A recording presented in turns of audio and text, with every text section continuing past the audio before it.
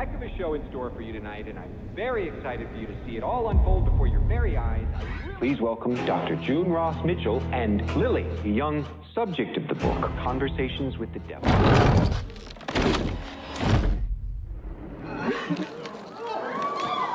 Good to see you again, Jack. Lily, return to me.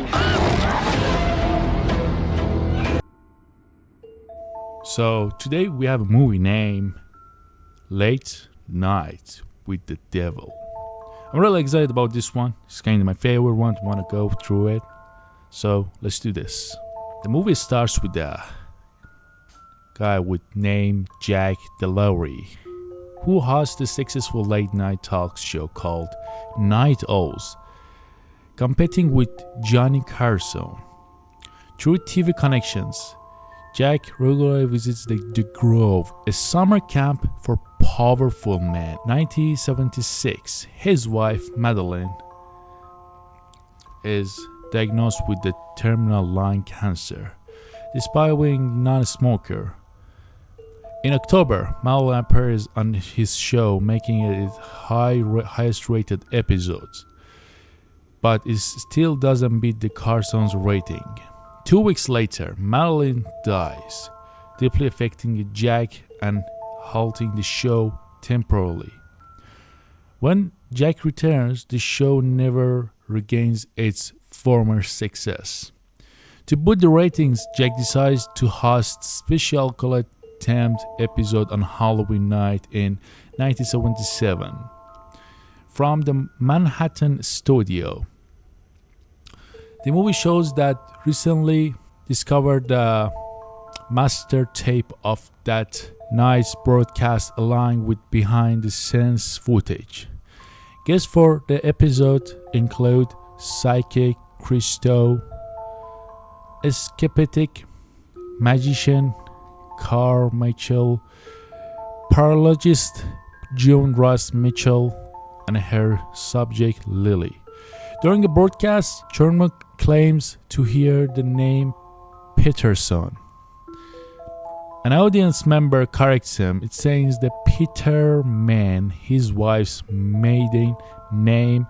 Christo says his wife's spirit is present, but the man reveals his wife is alive and left him years ago.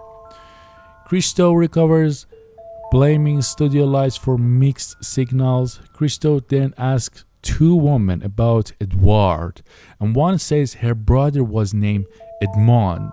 Christo asks if Edmond took his own life, and she confirms. Christo says Edmond is at the peace and sorry for the pain he caused. At the audience, and Jack applauds. Christo suddenly screams, claiming to hear the name Manny clearly. Jack asks if Manny means anything to anyone, but no one responds. It's actually kind of interesting. The Manny is like, no one's know it, but still super creepy, isn't it? Christo specifies the spirit wants to talk to an unmarried man with the wedding ring. The lights flicker, and Christo says the spirit of Minnie has left the room. After a break, Jack introduces the Carmichael, who performs an impressive trick. Carmichael, escapistic, offers $100,000 for proof of real psychic abilities. Jack asks if Carmichael about Christo's reading. Carmichael calls them trick and says Christo got lucky. Jack mentions the connection with Edmond's spirit, but Carmichael dismisses it. Furious, Christo throws the water at Carmichael and tries to leave, but Jack convinces him to stay and discuss the final reading. Jack suggests the last reading was for him. Christo asks Jack about Minnie, and Jack reveals it was his late wife Madeline's nickname, and his unmarried man with the wedding ring. So the guy who was actually the host of the show, the guy was trying to kind of be the host. He was the actual unmarried guy with the wedding ring. and since he lost his wife like maybe a few months before that, so it totally makes sense, and he wasn't able to say. I don't know why we're gonna understand it, but Karmic Hakim challenges Christo to summon Madeline's spirit for $500,000. Christo collapses and vomits black liquid, shocking everyone. Backstage footage shows Christo's condition worsening, and he's taken for medical help. Carmichael dabs Christo, thinking Jack informed him about mini boost rating. After the break, Jack tells the audience Christo is receiving medical attention. He presents June's book Conversation with the Devil, and video about the First Church of Abraxas. The church leader, Cesardo Abdo, preaches that Abraxas transcend good and evil, focusing on desire and sacrifice. The FBI investigates the cult for crimes kidnapping. In 1974, after standoff with the FBI, Abdo orders his following to set themselves for a house on fire. A 10-year-old girl, Lily, is found alive amid the ruins.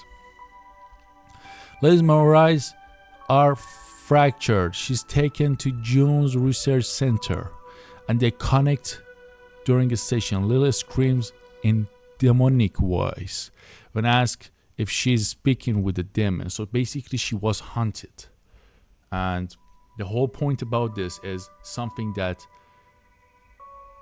person who was kind of wounded in black liquid was trying to kind of explain that. The way that he was feeling something is kind of, I assume it's related to this whole wife thing. June tells Jack that Lily mentioned his name recently and warns against summoning the demon live. Setting dangers, Lo tells Jack that Christo has died from internal bleeding. Holy shit. The guy was trying to just come out for some normal trick. It ended up very badly that he lost his life. That's crazy. Jack asks June about her work with Prologic and Lily's life. Jack asks if demon inside Lily's is Abracas. June says it's more like a minor deity serving Abracas. Lily tells Jack the demon, Mr. wriggles inside her head. June says everyone has a demon, but not everyone can control them. A strange thing happened in the studio. Carmichael claims it's feedback from the PA system. The Lily insists this Mr. Wriggles. Jack asks if Mr. Wriggles is in the studio and if they can invite him on the show. June Recollite agrees with the strict condition. During the break, Jack tells June this is her chance to prove Carmichael wrong. June is upset with the Jack. Gus warns Jack about meddling with the things he doesn't understand, but Jack insists he's doing this to save the show. After the break, June cautions the audience about the entity. She begins the summoning and Lily falls asleep. Lily starts strange behavior and speaks in demonic voice. The entity says it knows Jack and they've met among the tall trees. June tries to communicate, but the entity reveals a secret about Jack and June's affair. First, June slaps Lily, but the demon attacks her. June tries to banish the demon with the spell, but it mocks her and questions Jack about his wife's death. Strange continue, and Lily levitates before falling back down. The demon uses the telekinetic power to kill Gus, attack June and Carmichael. Jack tries to flee but finds himself in the nightmarish version of the show. He's confirmed by Melvin's spirit, who blames him for her suffering. So it basically shows, maybe at the end it shows that Jack was up to something about the middle, and I kind of want to know. I really want to know, because even though Jack was trying to avoid the announce that he was the man at the first of the show, he was the man with the unmarried man with the ring. And that can be something, you know. Jack using ritual dagger unknowledge slabs Lily instead of Madeline. The studio is now empty. Jack stands over the bodies of his guests as police sirens approach. The movie ends with the Jack realizing the horror of what he's done, surrounded by lifeless bodies and hearing police sirens in the distance. So it's kinda shows that Jack was the one alive, everyone in that scene. The movie was unique in the way they made it. I really enjoyed the movie. Every second of the movie was kind of something unique to me. If you are a fan of this type of movie, I really want you to go watch it if you really like this recap. By the way, if you like this type of recap, because I ain't a AI voice, I'm the human, I'm talking to you, and that's how I'm narrating the whole thing. We go through every single thing like this. If you enjoy this natural way of narrating, go subscribe, like the video, and we'll go into a lot of our stuff together. I hope you like this video. See you next time.